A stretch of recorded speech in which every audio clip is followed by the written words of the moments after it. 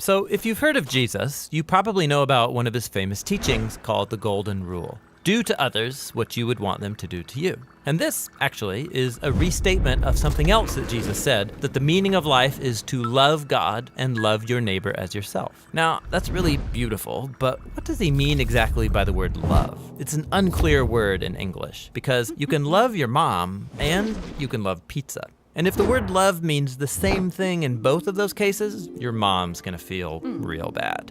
So what did Jesus mean in his language? Well, first of all, this love your neighbor phrase is a quotation from the Hebrew scriptures, where the word for love is ahava. However, the language Jesus spoke and taught in from day to day, it was a cousin language of Hebrew, that is Aramaic, in which the word for love is rachma. But then, as Jesus' followers spread his teachings around the world, they translated them into Greek, using the word agape.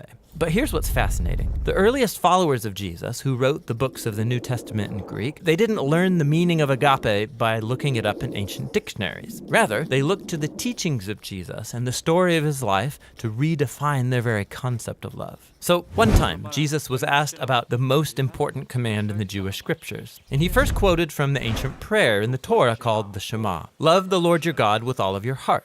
So love for God is the most important thing. But then Jesus quickly followed up by saying another command from the Torah was also the most important, to love your neighbor as yourself. So which is the most important, loving God or loving your neighbor? Jesus' answer is yes. To ask the question means you don't get his point. For Jesus, they are two sides of the same coin. Your love for God will be expressed by your love for people, and vice versa, they're inseparable.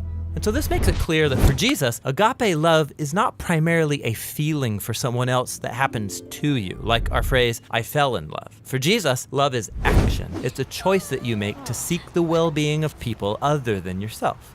Jesus also went on to teach that genuine love for God and others means seeking people's well-being without expecting anything in return, especially from people who are in difficult situations, who can't repay you even if they wanted to. According to Jesus, this kind of generous love reflects the very heartbeat of God. And he took this even further. Jesus said that the ultimate standard of authentic love is how well you treat the person that you can't stand. Or in his words, you shall love your enemy and do good to them, expecting nothing in return.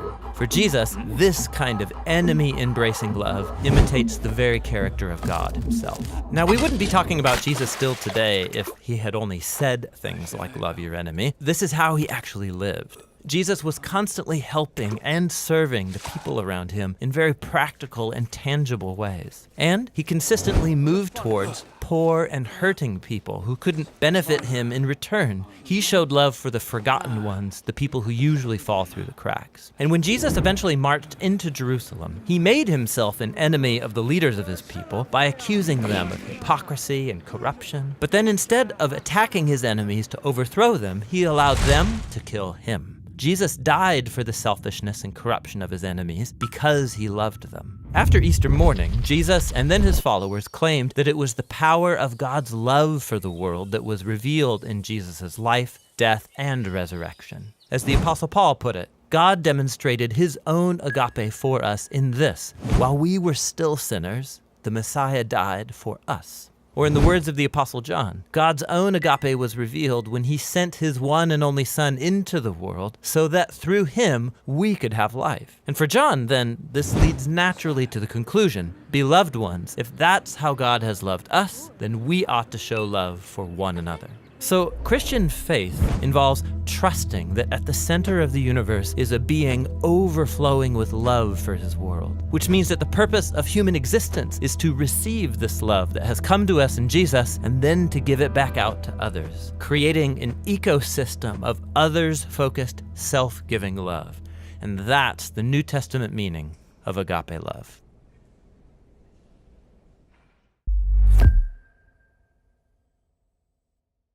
Hey, thanks for watching this word study video by the Bible Project. We make lots of other videos, and they're all about showing how the Bible is a unified story that leads to Jesus.